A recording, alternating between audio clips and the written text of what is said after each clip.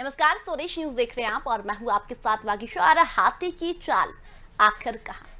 जी हां, बसपा में टूट और बगावत कोई नई बात नहीं है। पार्टी का गठन 14 अप्रैल 1984 में हुआ था, लेकिन जब से लेकर अब तक बसपा में टूट फूट होती रहती है। बसपा 2022 को लेकर चुनावी मूड में आ गई है। बसपा का फोकस अब बहन जी को 2022 में 5वीं बार मुख्यमंत्री बनाना है। उसके लिए बसपा ने अपनी तैयारी तेज कर दी है। बीजेपी की नाकामियों को हथियार बनाकर बसपा की उपलब्धियों को जनता के बीच बसपा पहुंचाएगी। 2022 विधानसभा चुनाव के मुहाने पर खड़ी यूपी की सियासत में सवाल पूछे जा रहे हैं कि क्या मायावती का दौर खत्म हो गया। यह सवाल इसलिए भी उठा क्योंकि चुनाव से ठीक पहले बसपा के बागी 9 विधायक विरोधी दल सपा की दहलीज पर खड़े दिखे। कहा जा रहा है कि भाजपा के प्रति लचीले रुख से इस बार मुस्लिम भी उनका साथ नहीं देंगे। ऐसे में बसपा का क्या होगा, यह सवाल है। आज की बहस इसी पर करेंगे कि क्या 5वीं बार मुख्यमंत्री बनने का सपना देख रही मायावती 2022 में सत्ता वापसी कर पाएगी। आज की बहस इसी पर करेंगे, लेकिन पहले आपको सुनवाते हैं कि पार्टी के नेताओं की क्या कुछ तैयारी है, तमाम पार्टी के नेताओं की, और क्या कुछ प्रतिक्रियाएं हैं।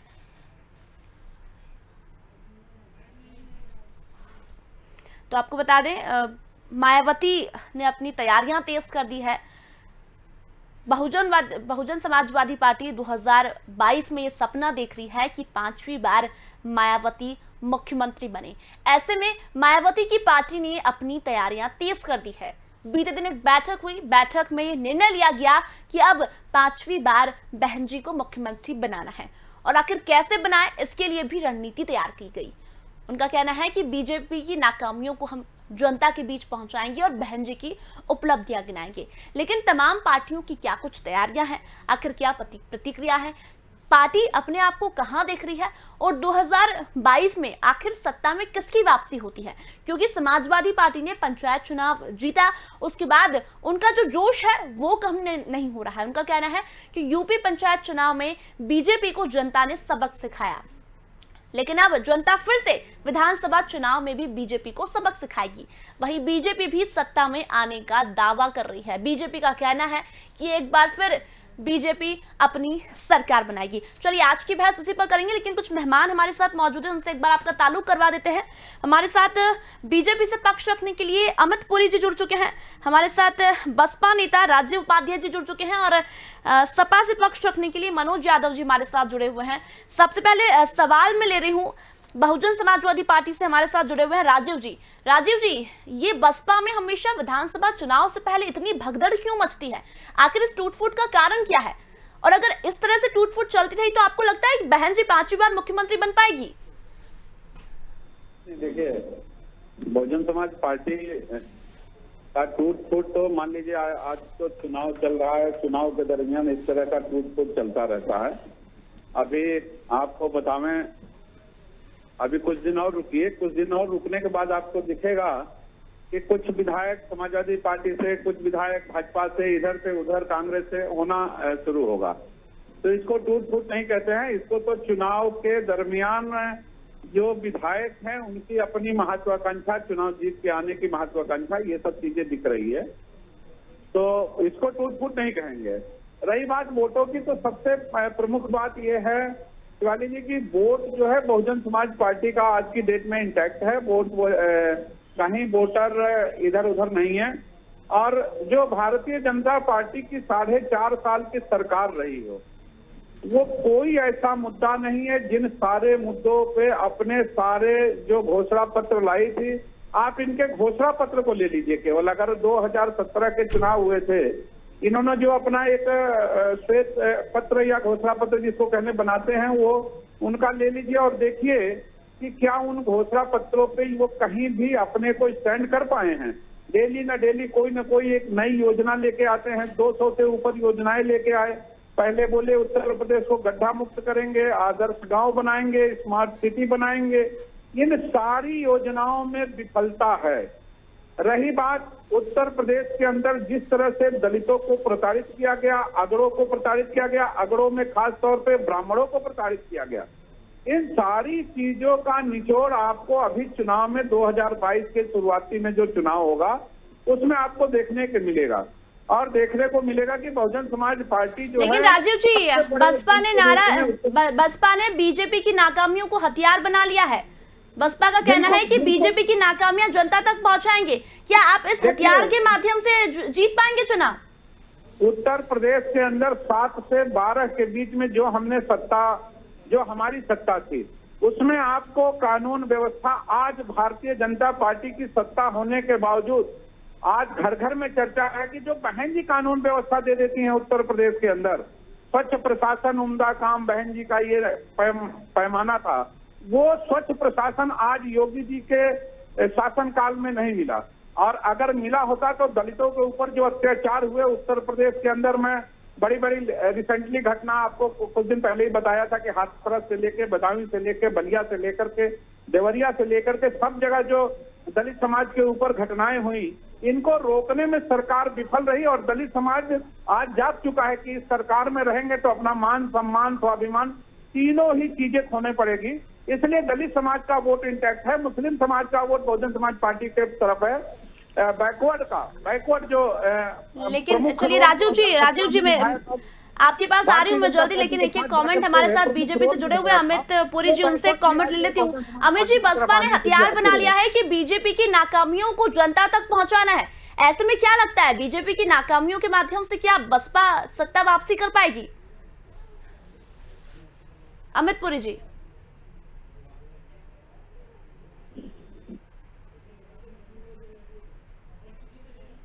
अमित जी, आप तक मेरी आवाज पहुंच पा रही है?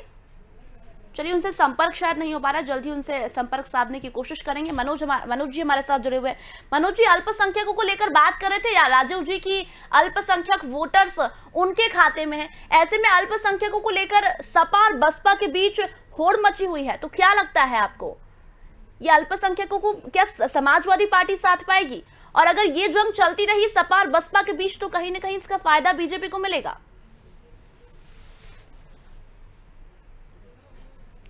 से फायदा नहीं होने जा रहा, और ये बात मैं बड़ी जिम्मेदारी से कह रहा हूँ, क्योंकि उत्तर प्रदेश की जो जनता है उसने अपने आप ये डिसीजन ले लिया है और पूरी तरीके से, वो पंचायत के चुनाव में आपको दिख गया, सत्ता थी, डबल इंजन की सरकार थी, बड़े उसके मीलों मील पत्थर वाले काम थे, पता नहीं क्या क्या उन्होंने किया था, उत्तर प्रदेश को 1 ट्रिलियन इकोनॉमी बनाने वाली बात की थी, लेकिन जनता ने कोई बात नहीं सुनी। दरअसल में ये रिश्वतखोर, मैं उस शब्द का इस्तेमाल पुनः कर रहा हूँ, रिश्वतखोर सरकार है।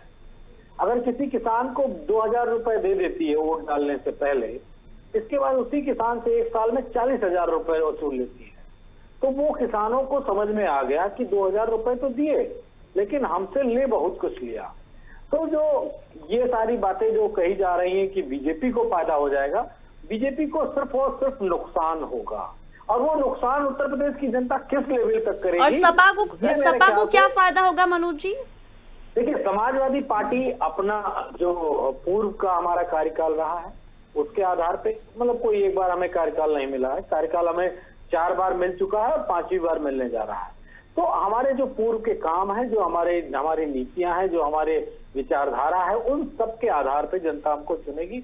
हाँ, हो सकता है बसपा मुस्लिम का वोट कांटेक्ट करने की कोशिश करे, पिछड़ों का करे, दलितों का करे, लेकिन समाजवादी पार्टी को उत्तर प्रदेश में हर वर्ग, जाति, धर्म, संप्रदाय का वोट मिलेगा और उसी के आधार पे हम सरकार बनाएंगे।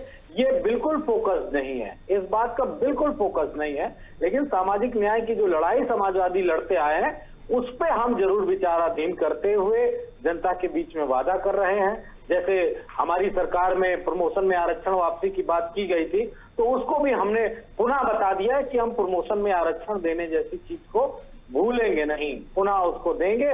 जो हमसे एक बार गलती हुई है उस गलती को हम। मनोज जी, लेकिन बहुजन समाजवादी पार्टी ने यानी कि मायावती ने एक हथियार बना लिया है कि बीजेपी की नाकामियों को जनता तक पहुंचाना है, इसी के बाद भी मुख्यमंत्री बन सकती है, लेकिन सपा को भी पछाड़ने में पीछे नहीं है बहन जी।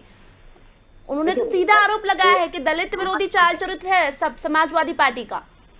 वागीसा जी, मैं क्लियर करूंगा, बहुजन समाज पार्टी है, बहुजन समाजवादी पार्टी नहीं है। बहुजन समाज पार्टी जो है उस पार्टी को निश्चित तौर पे अपनी बात कह रही है, पिछाड़ने की बात कह रही, लेकिन बीएसपी में एक मुख्य रूप से जो चीजें हैं वो जनता के बीच में विश्वास की बात है। जनता के बीच में विश्वास खो चुके हैं। और बसपा की जो सबसे गलत नीति आ गई, और वो यही नीति है कि वो अपने वोटर्स के जो मत हैं उनको बेचने का काम कर रहे हैं, और इसलिए वो किसी को भी टिकट दे सकते हैं, जो ज्यादा पैसा देगा उसी को टिकट मिल जाएगा।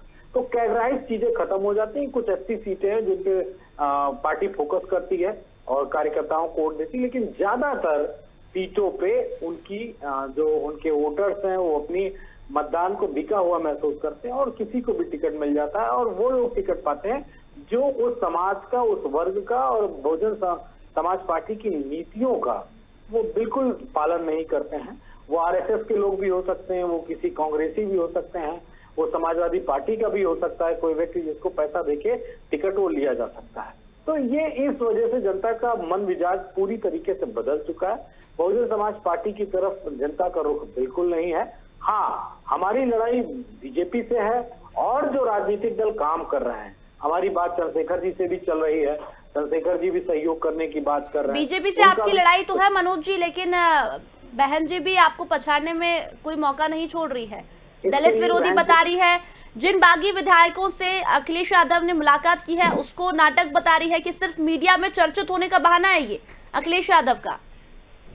देखिए, अगर वो उनके बागी विधायक बीजेपी मजबूत होती तो बीजेपी की तरफ जाते, लेकिन बीजेपी को मजबूत नहीं समझ रहे हैं, और बीजेपी को वो दल नहीं समझ रहे हैं जहां पे बहुजन समाज के लोगों का हित साधा जा सके, तो वो उधर नहीं जा रहे हैं। आपने उनको निकाल दिया है, बागी हो गए हैं, तो वो कहाँ जाएंगे? जहां उनको बेहतर स्पेस मिल सकता है वहीं पे तो वो जाएंगे। तो समाजवादी पार्टी उनको एक विकल्प के रूप में और एक वैसे जनसंघ के रूप में नजर आ रही है जो उन तमाम सारे जो विचारधाराएं हैं। चलिए मनोज जी, राजीव जी से कमेंट ले लेती हूँ एक, कि आखिर उनकी जो नीतियां है वो सही है या गलत। राजीव जी, मनोज जी का कहना है कि जो नीति है, ये जो पैसे लेने की नीति है, कहीं न कहीं वो गलत है। और एक सवाल ये भी है कि मायावती के अलावा कोई बड़ा चेहरा अब बसपा में नजर नहीं आ रहा है। आपको बता दें कि बहुजन समाज पार्टी वो पार्टी है जिसमें बहन जी ही अगर बहुजन समाज पार्टी के वोटरों के लिए अनुरोध करती हैं, तो बहुजन समाज पार्टी को किसी अभिनेता की, नेता की, किसी की आवश्यकता नहीं होती है। बहुजन समाज पार्टी का जो वोटर होता है, जो बेस वोटर होता है, जो कैडर वोटर होता है शिवाजी जी, वो बहुजन समाज पार्टी के नेता को देख करके, बहुजन समाज पार्टी के चुनाव चिन्ह को देख करके वोट करता है। आपने चर्चा किया विधायकों की, ये विधायक अपने अस्तित्व की लड़ाई लड़ने जा रहे हैं समाजवादी पार्टी में कि कैसे हमारा अस्तित्व बना रहे और कैसे हम लौट करके लखनऊ पहुंचे। बस इन विधायकों की इतनी वो जिज्ञासा लगी हुई है। बाकी बहुजन समाज पार्टी का वोट जहां था वहीं है। इन विधायकों के आने से और इन विधायकों के जाने से बहुजन समाज पार्टी का वोट न तो अखिलेश जी की तरफ जाएगा, न भारतीय जनता पार्टी की तरफ जाएगा। इसलिए बहुजन समाज पार्टी इन विधायकों को लेकर ज्यादा चिंतित नहीं है। बहुजन समाज पार्टी अपने मिशन में लगी हुई है कि किस तरह से अपने वोटों को इंटैक्ट करके और आने वाले 22 में हम चुनाव को जीते। चलिए राजीव जी, आपके पास भी मैं जल्दी लौटूंगी, लेकिन हमारे साथ बीजेपी से पक्ष रखने के लिए अमित पुरी जी जुड़ चुके हैं। अमित जी, आपसे कमेंट लूंगी। अब बसपा ने अपनी तैयारियां तेज कर दी है, बीजेपी की नाकामियों को गिनाएगी जनता के बीच, ये हथियार बना लिया है और ये सपना देख लिया है मायावती ने कि 5वीं बार मुख्यमंत्री वो बनने जा रही है। क्या लगता है आपको, क्या कुछ कहेंगे आप अमित जी?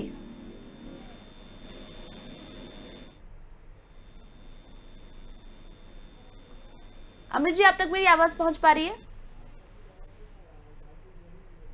चलिए, उनसे संपर्क नहीं हो पा रहा है, जल्दी उनके पास लौटेंगे। लेकिन मनोज जी, क्या लगता है ये जो जंग आपकी बीजेपी से है और बीजेपी भी सत्ता में वापसी की कोशिश कर रही है और दावा कर चुकी है कि फिर से बीजेपी की सरकार आएगी, ऐसे में समाजवादी पार्टी ने भी कह दिया और ऐलान कर दिया है कि अखिलेश यादव को फिर जनता चाहती है यूपी की, वो किस आधार पर है? बीजेपी ने जो वादे किए थे जनता से और जिस तरीके की बातें कही थी, वो सारी बातें मेरे ख्याल से 5 या 10% पे खरी उतर पाई होगी। मैं इस बात को बिल्कुल नहीं कहूंगा कि बीजेपी ने कुछ किया नहीं होगा, निश्चित तौर पे किया। एक उदाहरण के साथ बता दूं तो मेरे ख्याल से मेरे बसपा के साथी भी उससे इत्तेफाक रखेंगे। पिछड़ों का वोट लिया और बड़ी जबरदस्त तरीके से पिछड़ों का वोट उत्तर प्रदेश में 2014 में, 2000 2017 में 2019 में दिया बीजेपी को लोगों ने। उनकी सेंट्रल में भी सरकार मजबूत बनी और यूपी में भी। लेकिन आज एक दिन पहले बीजेपी पिछड़ा वर्ग आयोग का अध्यक्ष और उनके सदस्य उपाध्यक्ष नियुक्त करती, यानी 7 साल बाद उनको, मैं कह दूंगा उत्तर प्रदेश की सरकार के लहजे से कह लूं तो 4.5 साल बाद। आप पिछड़ों को जब 6 महीने आपने चुनाव के बचे तब आप उनको आयोग में बैठा लो। आप उन पिछड़ों के लिए किए क्या? उप मुख्यमंत्री बनाने की बात की तो उप मुख्यमंत्री बना दिया, उप मुख्यमंत्री बनाने की बात करी तो कैबिनेट भी नहीं बना पाए ढंग से। मैं आपको बताऊं, 10 बीजेपी के 10 महत्वपूर्ण कैबिनेट मिनिस्टर्स को उठा के देख लीजिए, जो टॉप 10 है, उसमें अगर केशव प्रसाद मौर्य का नाम हटा दीजिए तो दूसरा कोई बैकवर्ड का लीडर नहीं है जिसके पास ताकत हो, कोई लीडर नहीं। तो इन सारी चीजों को जनता समझ चुकी है, जान चुकी है, इस वजह से उसको विश्वास है कि चलिए मनोज जी, मैं आपको बीच में रोक रही हूँ, हमारे साथ अमित पुरी जी फिर से जुड़ चुके हैं, उनसे कमेंट ले लेती हूँ। अमित जी, बहुजन समाजवादी पार्टी ने सपना देख लिया है कि अब 5वीं बार बहन जी मुख्यमंत्री बनेगी, और वो कब बनेगी? जब बीजेपी की नाकामियां जनता के बीच पहुंचाएगी। यानी कि ये हथियार अब उन्होंने बना लिया है कि बीजेपी की नाकामियां हमें जनता के बीच पहुंचानी। क्या लगता है, बहन जी की सत्ता वापसी होगी 5वीं बार? देखिए, मुझे 2 बातें कहनी थी, बाकी अभी मनोज जी कह रहे थे वो अपना जो कुछ कहेंगे वो अलग विषय है। बसपा को तो पहले ये तय करना है, पिछले 35 साल के अंदर मायावती जी को छोड़ के जो विधानमंडल दल का नेता बना, बाय डिफॉल्ट वो डिफॉल्टर बन के बाहर जरूर निकाला गया। तो पहले तो वो ये तय कर ले कि विधानमंडल दल का नेता उनके यहाँ कभी स्थायी रहा ही नहीं, चाहे वो नेता प्रतिपक्ष के रूप में रहा हो, चाहे जैसे रहा हो। बसपा में जो नेता बना वो नेता बाहर निकाला गया। रही बात इस बात की कि सबको खाप देखने का अधिकार है लोग। तो अमित जी, आपका ये कहना है कि बसपा में सिर्फ मायावती ही बड़ा चेहरा या फिर बड़ा नेता बनकर रहना चाहती है, बाकी वो किसी को तवज्जो नहीं देती? हाँ, एकम हम दूजम न अस्ति, ऐसा ही है। नंबर 1। नंबर 2, राजनीति में सबको अपने अपने दावे और अपनी अपनी चीजें करने का अधिकार है और वो करें, वो उनको अपनी तरीके से करना है। लेकिन जहां तक भारतीय जनता पार्टी का सवाल है, हमने उत्तर प्रदेश में पिछले 5 साल के अंदर, जब चुनाव होगा 5 साल की अवधि लगभग पूरी हो रही होगी, हम उस पूरे कार्य का लेखा जोखा लेके जाएंगे और जो भी सिटिंग गवर्नमेंट होती है वो लेकर के जाती है। इससे पहले अखिलेश जी भी लेके गए थे, मायावती जी भी लेके गई थी। जनता ने स्वीकार नहीं किया, कुछ नई व्यवस्थाएं आई, लोकतंत्र के गर्भ से एक सरकार निकली। और जहां तक पिछड़ों की चर्चा कर रहे हैं, इस देश की राजनीति में पिछड़ा वर्ग आयोग को संवैधानिक दर्जा देना, पार्लियामेंट के एक्ट से और बाकी सारे काम, ये अगर कहीं किसी सरकार की अगुवाई में हुए तो वो श्री नरेंद्र मोदी की सरकार की अगुवाई में हुए। हाँ, कुछ लोगों को लगता है कि कुछ चेहरों से, लेकिन अमित जी, समाजवादी पार्टी का तो कहना है कि जनता ने यूपी पंचायत चुनाव में मुंह तोड़ जवाब दिया है बीजेपी को, और अब फिर यूपी मांगे अखिलेश यादव, ये समाजवादी पार्टी कह रही है। अब वो भी आ रहा हूँ जी। तो प्रतीकात्मक चेहरों से पिछड़ों की राजनीति करने का एक कला बाकी के दलों की है, लेकिन जनता ने उसे स्वीकारा नहीं, वो अपने मूल मुद्दों पे है। हाँ, अब पंचायत के चुनाव पे आइए। जिस पंचायत के चुनाव का बड़ा ढोल समाजवादी पार्टी, कांग्रेस, बसपा आदि पीट रहे हैं, इनमें ये नैतिक साहस भी नहीं था कि जब पंचायत के चुनाव हो रहे थे तो खुले खजाने पार्लियामेंट्री बोर्ड की एक मीटिंग करते हैं और उसमें कहते कि हाँ, हम ये चुनाव सीधे लड़ रहे हैं, अधिकृत रूप से लड़ रहे हैं। ये केवल भारतीय जनता पार्टी ने कहा। अब जो एग्जाम में बैठे नहीं, एग्जामिनेशन फॉर्म भरा नहीं, जब फर्स्ट डिवीजन के नंबर दिखाई दिए तो कहा बस यहाँ हमारा नाम समझ लो भैया, हम एग्जामिनेशन फॉर्म भरने से रह गए थे, एग्जामिनेशन दिया नहीं, एडमिट कार्ड हुआ नहीं, लेकिन रिजल्ट में हमको ही फर्स्ट मानो। तो अब इसे जो मूर्ख मानता हो उसकी बुद्धि को सलाम है, हम इसे स्वीकार नहीं करते। मनोज जी का ये कुछ कह रहे थे आप? अच्छा, और सुन लीजिए। जी अनिल राजभर हो, धर्म सिंह सैनी हो, राजीव जी आपके पास भी आ रही हूँ मैं, गिरीश यादव हो, ये सब नाम जो है, क्या दारा सिंह चौहान हो, क्या ये पिछड़ों का, या स्वामी प्रसाद मौर्य हो, क्या ये पिछड़ों में नहीं है? लेकिन हाँ, मनोज जी को सेलेक्टिव ब्रीफ पे आर्ग्यू करने की आदत है, वो कर सकते हैं। चलिए अमित जी, मनोज जी कुछ कहना चाह रहे हैं, आपके सवालों के जवाब देना चाह रहे हैं। मनोज जी का ये कुछ कह रहे हैं आप?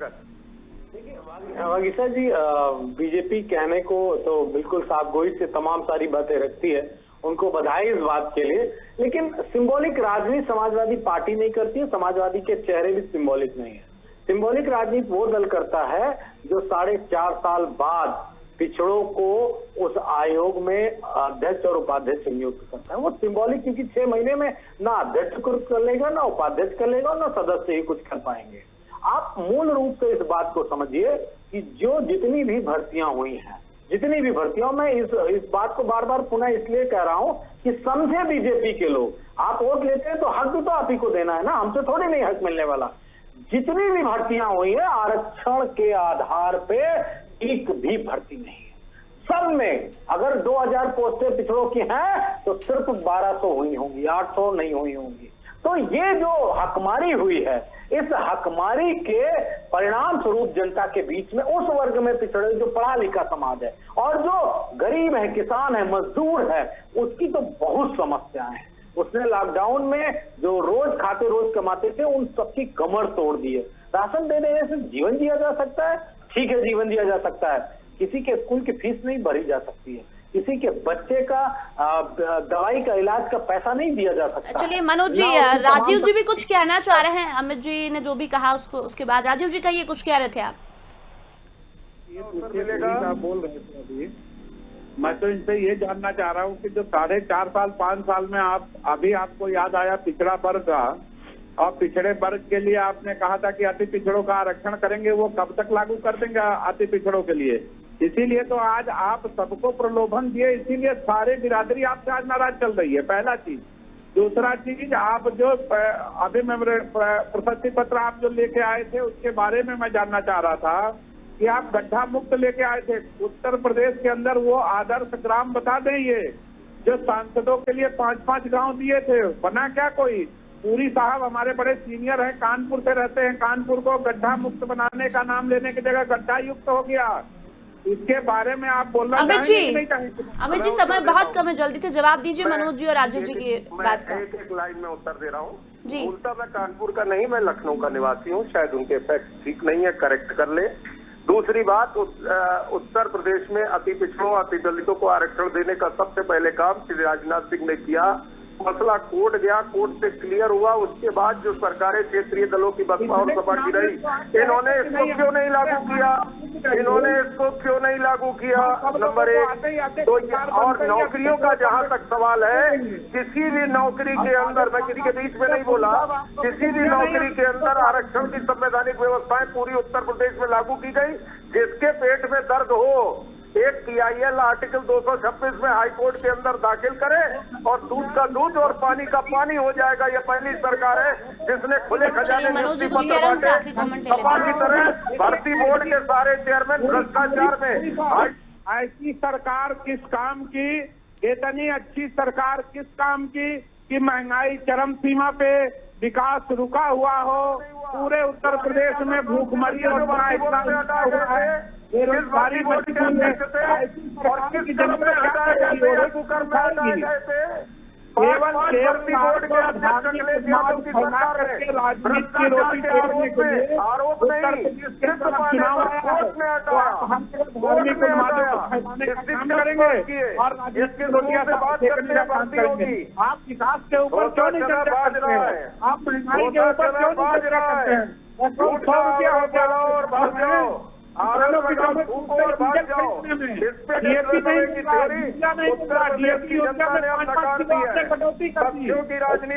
चलिए समय बहुत कम था मेरे पास और समय इतना ही था चर्चा के लिए। तीनों ही मेहमानों को धन्यवाद कह रही हूँ मैं यहीं पर। तो बता दें, बसपा की तैयारियां तेज हो गई है, लेकिन सवाल यही है कि आखिर बसपा में जो भगदड़ चल रही है, जो टूट-फूट हो रही है, कहीं वो नुकसान में ना आ जाए, क्योंकि जो बागी विधायक है वो कहीं ना कहीं परेशानी न बन जाए बसपा के लिए, क्योंकि बसपा ने तैयारियां तो तेज कर दी है। उन्होंने एक हथियार बना लिया है कि बीजेपी की नाकामियों को जनता तक पहुंचाना है और बहन जी की उपलब्धियों को जनता तक भी पहुंचाना है।